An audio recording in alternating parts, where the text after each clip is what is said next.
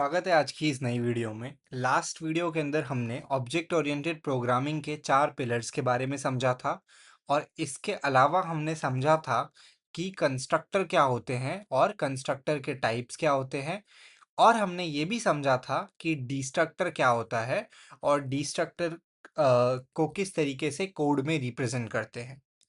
आज की इस वीडियो के अंदर हम लोग 4 पिलर को इन डेप्थ में जाके समझेंगे और कुछ कोडिंग इम्प्लीमेंटेशंस भी परफॉर्म करेंगे। This was the third lecture on object oriented programming. You can expect one more lecture on this particular topic and फिर ये टॉपिक कंप्लीट हो जाएगा। लास्ट लेक्चर जो रहेगा इसके बाद वाला in that will cover MCQ question which was asked mostly during the interviews or during the placement rounds. Moving forward to the next slide. Now अब हमें समझना है टाइप ऑफ एक्सेस मॉडिफायर। देखो, अगर आपने लास्ट लेक्चर देखा है तो मैंने आपको वहां पे बताया था इनकैप्सुलेशन का मतलब होता है डेटा मेंबर्स और फंक्शंस को साथ में बाइंड करना, बट इस तरीके से बाइंड करना कि उनका एक्सेस रिस्ट्रिक्ट हो जाए। अगर आपको किसी भी चीज़ के एक्सेस को रिस्ट्रिक्ट करना है, मतलब आप नहीं चाहते कि वो चीज़ ग्लोबली एक्सेसिबल हो, जो चीज़ें हमने प्रोसीजरल प्रोग्रामिंग में देखी थी, क्योंकि अगर डेटा ग्लोबली चेंज किया जा सकता है तो उसका ट्रैक रखना मुश्किल है। तो उस चीज़ को सॉल्व करने के लिए ऑब्जेक्ट ओरिएंटेड प्रोग्रामिंग में हमारे पास कॉन्सेप्ट आता है एक्सेस मॉडिफायर्स का। So there are 3 type of access modifier. One is public access modifier, second one is private access modifier, and third one is private access modifier. Now public access modifier में क्या होता है, ये अगर आप किसी चीज को पब्लिकली मार्क कर रहे हैं तो that is accessible from anywhere in the program, तो वो आपके प्रोग्राम में कहीं पर भी इजीली एक्सेसिबल है। अगर आप उस चीज को प्राइवेटली मार्क कर रहे हैं तो वो चीज आपके सिर्फ और सिर्फ सेम क्लास में एक्सेसिबल है। अगर आप लोग उस क्लास का डिराइव क्लास भी बनाओगे या उस पेरेंट क्लास का चाइल्ड क्लास भी बनाओगे तो भी वो चीज वहां पे एक्सेसिबल नहीं रहेगी। इसके अलावा प्रोटेक्टेड, प्रोटेक्टेड का मतलब होता है जो चीज एक्सेसिबल है विद इन दी क्लास और उसकी डिराइव क्लास में। ठीक है, तो 3 टाइप के एक्सेस मॉडिफायर थे, पहला पब्लिक, दूसरा प्राइवेट, तीसरा प्रोटेक्टेड। पब्लिक का मतलब क्या, जो कि कहीं पर भी प्रोग्राम में एक्सेसिबल है। प्राइवेट का मतलब क्या, जो कि सेम क्लास में एक्सेसिबल है सिर्फ।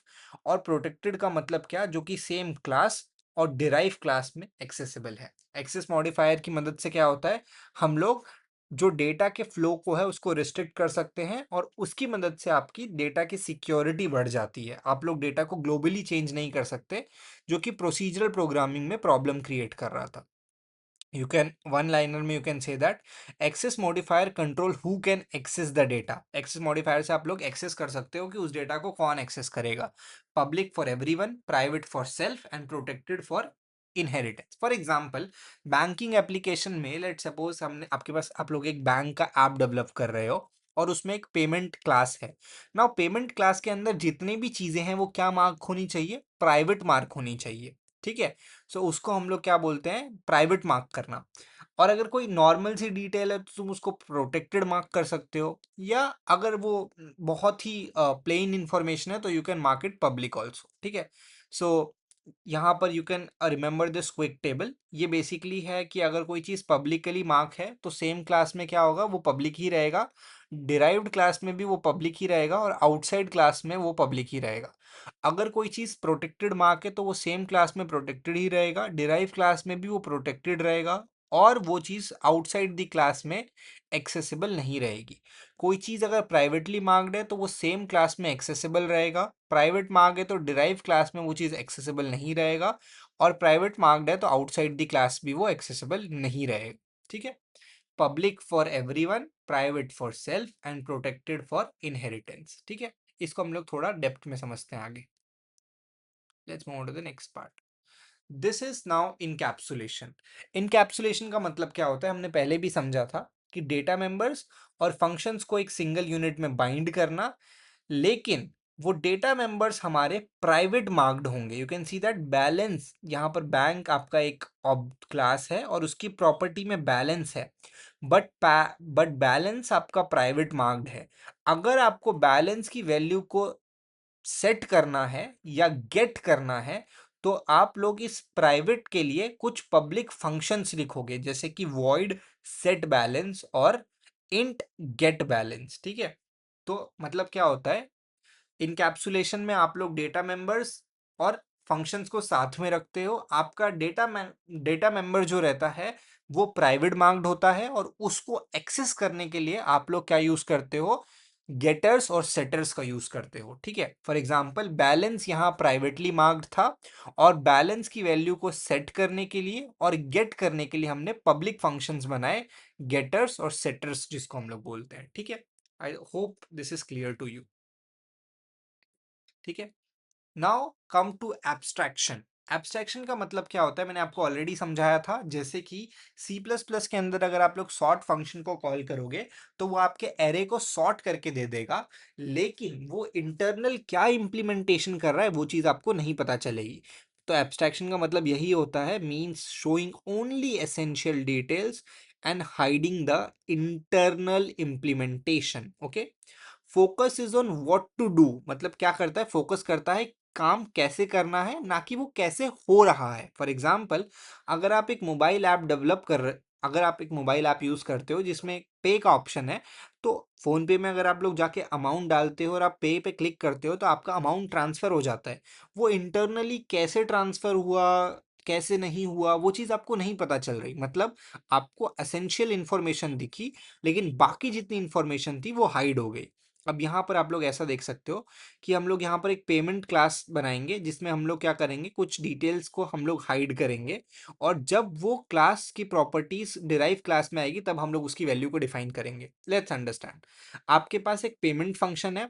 पेमेंट फंक्शन को आपने एक वर्चुअल फंक्शन बनाया। वर्चुअल फंक्शन मतलब पेमेंट के अंदर एक पे फंक्शन है जिसकी वैल्यू आपने डिफाइन नहीं करी। अब ये पेमेंट की फंक्शनैलिटी यूपीआई के अंदर भी हो सकती है और पेमेंट की फंक्शनैलिटी कार्ड के अंदर भी हो सकती है।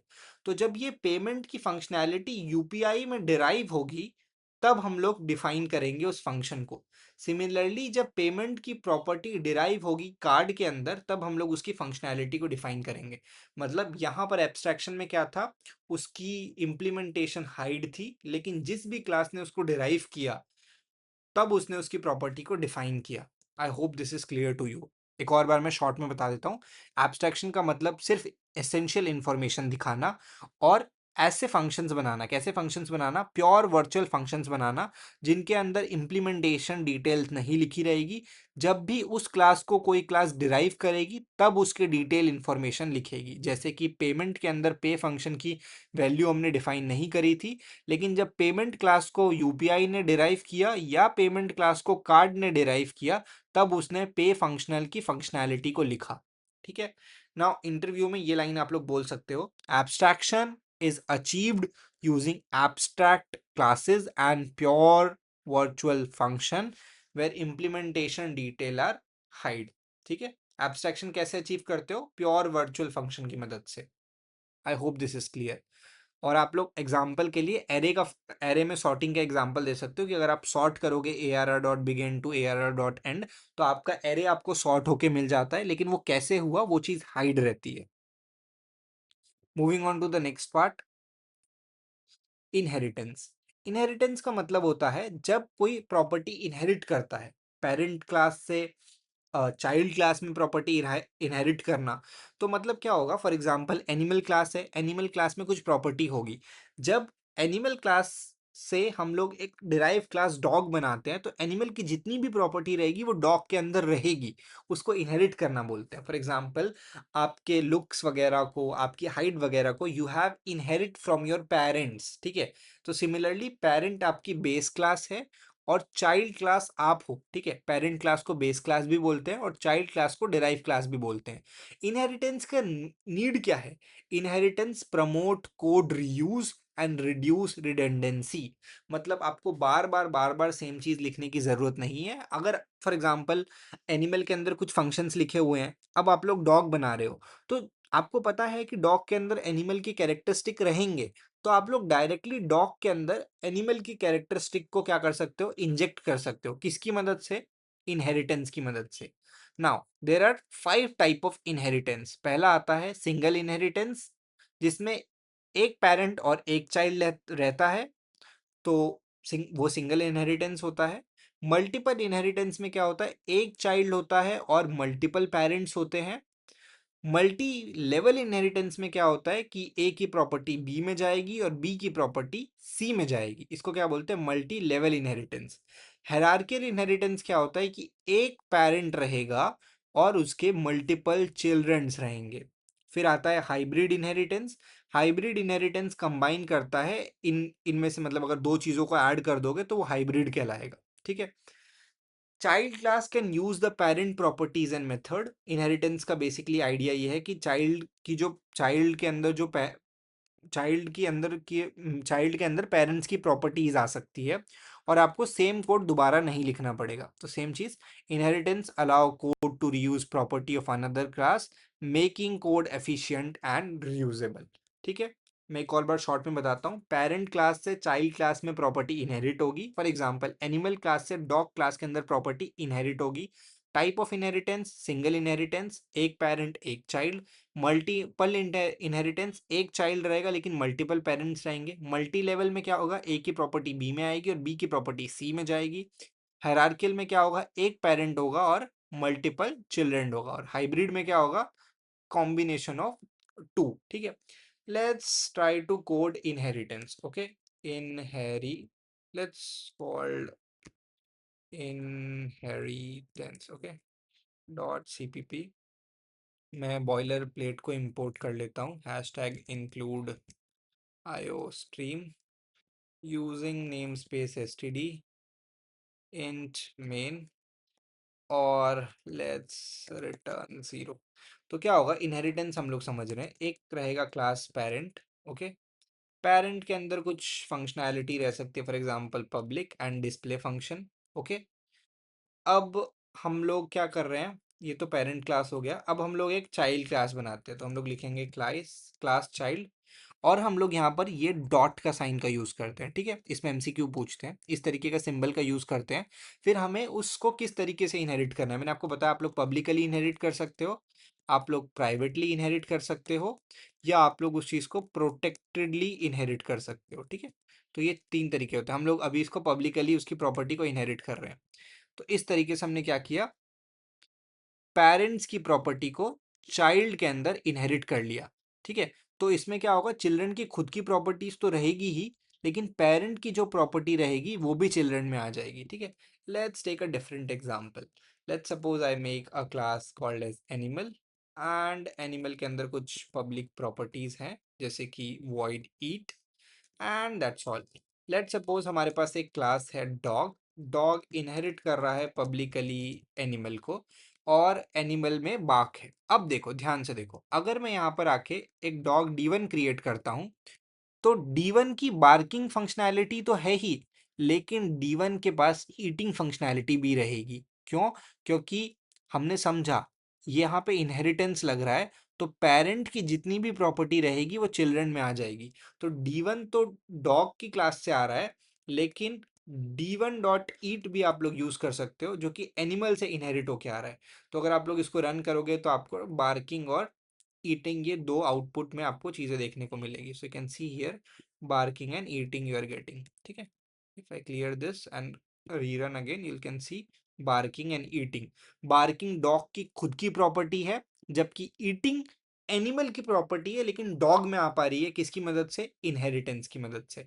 तो हमें क्या करना, हमें यहाँ पे ना ईट की कोड को नहीं लिखना पड़ा, ईट का कोड ऊपर से आ गया, इसी को बोलते हैं कोड की रीयूजिबिलिटी हो जाना। ठीक है, I hope inheritance is clear to you. और ये जो हमने समझा, ये एक सिंगल इनहेरिटेंस का एग्जांपल था। ठीक है, I hope this much is clear to you. Let's move on to the next part which is called as diamond problem. Now you should understand diamond problem very clearly because most of the interviews में ये पूछ लेते हैं और ये oops में mostly companies, mostly colleges में नहीं पढ़ाया जाता। अब होता क्या है, डायमंड प्रॉब्लम मल्टीपल इनहेरिटेंस में होती है। ठीक है, मतलब क्या होता है, जब एक क्लास इनहेरिट करता है दो मतलब जब क्लास में इनहेरिट होती है property same base class. For example let's suppose class A है, क्लास बी है, क्लास डी है और यहाँ पे class A, class C and class D. अब ध्यान से देखो, क्लास ए की प्रॉपर्टी क्लास बी में आएगी क्योंकि इनहेरिटेंस लग रहा है, और क्लास बी की प्रॉपर्टी क्लास डी में आएगी क्योंकि इनहेरिटेंस हो रहा है, ठीक है। सिमिलरली क्लास ए की प्रॉपर्टी क्लास सी में जाएगी क्योंकि इनहेरिटेंस हो रहा है, और क्लास सी की प्रॉपर्टी क्लास डी में जाएगी क्योंकि इनहेरिटेंस हो रहा है। अब ये डायमंड प्रॉब्लम क्यों है? क्योंकि ए की प्रॉपर्टी एक बार बी की मदद से डी में इंजेक्ट हो गई, और एक बार ए की प्रॉपर्टी सी की मदद से डी में इंजेक्ट हो गई। मतलब डी के अंदर ए की प्रॉपर्टी दो बार इंजेक्ट हुई, एक बार बी की मदद से और एक बार सी की मदद से, विच इज अ प्रॉब्लम। ठीक है, समझा? डी की प्रॉपर्टी एक बार ए में डी में एक बार ए की प्रॉपर्टी इंजेक्ट हुई बी की मदद से, और एक बार डी की प्रॉपर्टी डी में ए की प्रॉपर्टी इनहेरिट हुई सी की मदद से। ठीक है, तो डी के अंदर ए की प्रॉपर्टी दो बार आ गई, इसको बोलते हैं diamond problem. Let's move on, and this are the type of inheritance you can understand. Single inheritance में this is single, multi level में you can see there are multiple level, this is hierarchical inheritance. ठीक है, this is multiple inheritance, and this is hybrid inheritance, which is also causing a diamond problem over here. Let's move on to the next part, polymorphism. Let's understand polymorphism, and इसके बाद हम लोग MCQ देखेंगे next lecture के अंदर।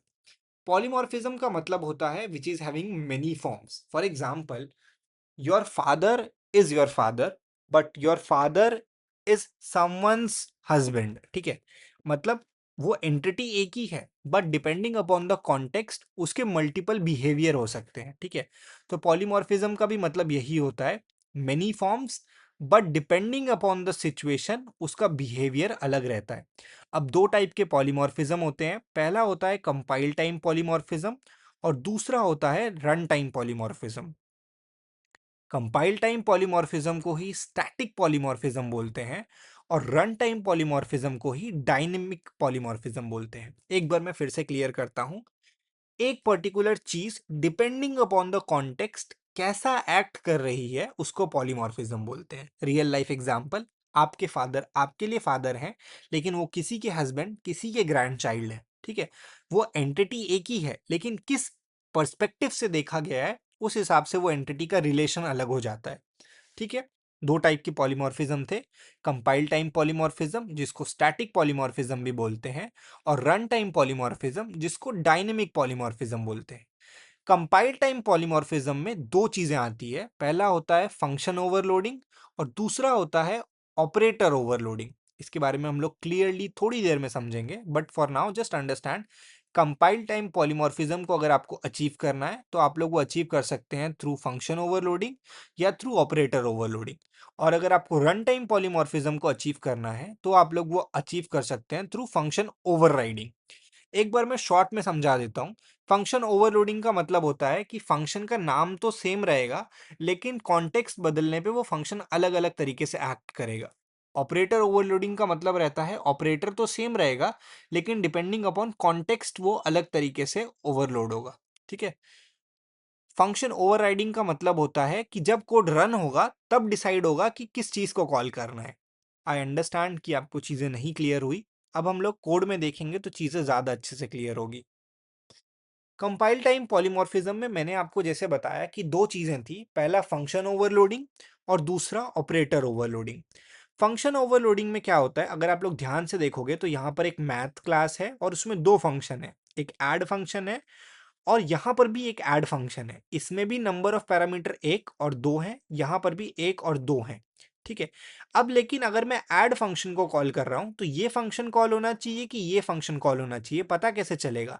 Depending upon, अगर आप लोग देखो यहाँ पर इंट है, मतलब अगर आपको इंटीजर वाले अगर आप वैल्यूज पास कर रहे हो तो ये फंक्शन कॉल होगा, और अगर फ्लोट यानी डबल की वैल्यू पास कर रहे हो तो ये फंक्शन कॉल होगा। देखो, अगर 2 और 3 पास किया तो इंट की वैल्यूज है तो ये वाला फंक्शन कॉल होगा, 2 + 3 आपको 5 यहाँ से मिल जाएगा। लेकिन अगर आप 2.5 और 3.5 कर रहे हो, ये क्या टाइप है? डबल है। ये क्या टाइप है? डबल है। तो डबल ए मतलब डबल टाइप है, डबल टाइप है तो ये वाला फंक्शन कॉल होगा।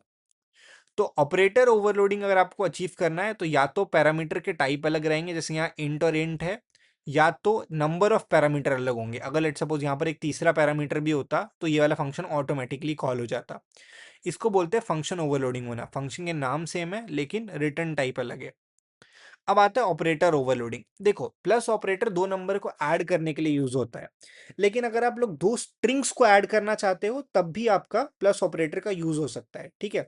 सिमिलरली अगर आपको दो कॉम्प्लेक्स नंबर दे दिए, एक कॉम्प्लेक्स नंबर C1 और एक कॉम्प्लेक्स नंबर C2, तो आपको पता है कॉम्प्लेक्स नंबर डायरेक्टली ऐड नहीं होते। कॉम्प्लेक्स नंबर कैसे ऐड होते हैं कि रियल का पार्ट रियल में ऐड होता है और इमेजिनरी का पार्ट इमेजिनरी में ऐड होता है। तो हम लोग क्या करेंगे, इस तरीके से कोड लिखेंगे, ये सिंटेक्स है ऑपरेटर प्लस, और फिर हम लोग रियल के पार्ट को सी के रियल में ऐड करेंगे और इमेजिनरी के पार्ट को सी में इमेजिनरी में ऐड करेंगे। अगर आपको नहीं समझा और अगर आपको इंटरव्यूअर को समझाना है कि ऑपरेटर ओवरलोडिंग क्या होता है, तो आप लोग एक्सप्लेन कर सकते हो कि सर फॉर एग्जांपल जो प्लस ऑपरेटर रहता है वो दो नंबर को ऐड भी कर सकता है और दो स्ट्रिंग को ऐड भी कर सकता है। फॉर एग्जांपल 2 + 3 = 5 और मोहित प्लस पंजिकार इज इक्वल्स टू मोहित पंजिकार या what ever your name is, ठीक है। तो दो नंबर को ऐड भी किया प्लस ऑपरेटर ने और दो स्ट्रिंग्स को भी ऐड किया, तो डिपेंडिंग अपॉन कॉन्टेक्स्ट वो प्लस ऑपरेटर ने अपने बिहेवियर को चेंज किया। तो ये कब हो रहा है, कंपाइल टाइम पे। तो हमने समझा कंपाइल टाइम पे फंक्शन ओवरलोडिंग को और ऑपरेटर ओवरलोडिंग को। अब हम लोग समझेंगे रन टाइम पॉलीमॉर्फिज्म या डायनेमिक पॉलीमॉर्फिज्म को। ये अचीव होता है फंक्शन ओवरराइडिंग की मदद से और इसके लिए हम लोग वर्चुअल फंक्शन का यूज करते हैं और ये रन टाइम पर डिसाइड होता है, मतलब आपका जब कोड रन होगा तब डिसाइड होगा। फॉर एग्जाम्पल यहाँ पर अगर आप लोग ध्यान से देखो तो एक एनिमल क्लास है और एक डॉग क्लास है, और डॉग क्लास में एनिमल की प्रॉपर्टी आ रही है और साउंड का फंक्शन एनिमल क्लास में भी है और साउंड का फंक्शन डॉग क्लास में भी है। तो पता कैसे चलेगा कौन से फंक्शन को कॉल करना है, ठीक है। अगर आपको रन टाइम पर डिसाइड करना है कि डॉग के साउंड फंक्शन को कॉल करना है या एनिमल के साउंड साउंड फंक्शन को कॉल करना है, तो सबसे पहले तो वर्चुअल कीवर्ड लिखा होना चाहिए और फिर इसकी मदद से आपने क्या किया, आपने एक एनिमल क्लास बनाई और एक डॉग क्लास बनाई और आपने ए के साउंड को कॉल किया। तो टेक्निकली तो एनिमल में एक साउंड कॉल होना चाहिए था, लेकिन आपने यहाँ पर रन टाइम पे बोला ए को डी की वैल्यू असाइन कर दो, तो यहाँ पर डॉग बार्किंग यानी कि डॉग के क्लास का वर्क साउंड फंक्शन कॉल होगा, ठीक है। तो मैं अगर शॉर्ट में बताऊं तो रन टाइम पॉलीमॉर्फिज्म को अचीव करना रहता है तो उसके लिए आपको वर्चुअल कीवर्ड का यूज करना रहता है। फंक्शन के नाम सेम रहेंगे, यू कैन से दैट दोनों में साउंड है, लेकिन किसको कॉल करना है वो इस तरीके के सिंटेक्स की मदद से कॉल होता है, ठीक है। तो आज की इस वीडियो में हमने समझा इनकैप्सुलेशन, एब्स्ट्रैक्शन, इनहेरिटेंस और पॉलीमॉर्फिज्म, ये चार चीजें ऊप्स के चार पिलर इन डेप्थ। आपको कोड स्निपेट डिस्क्रिप्शन में मिल जाएंगे, इवन लेक्चर की पीपीटी भी आपको डिस्क्रिप्शन में मिल जाएगी। I want you to go through it, ठीक है। Watch this lecture multiple time, 2-3 times, आपको चीज़ें क्लियर हो जाएगी। Still if you are not understanding anything please write in the comment section, I will help you out, ठीक है। इतना oops के पिलर की नॉलेज होना मोर देन इनफ है। नेक्स्ट हाफ में हम लोग आपकी नॉलेज टेस्ट करने के लिए कुछ 5 से 7 एमसीक्यू के क्वेश्चंस देखेंगे and based on that you can see what level of your preparation is. If you like this video, please subscribe my channel. I am planning to make more such videos. Once this object oriented programming playlist is covered, I am think to make videos on database management system, operating systems, and much more, and topics which is mostly asked in interviews. All the very best. I hope whatever you are preparing for, you'll get the offer.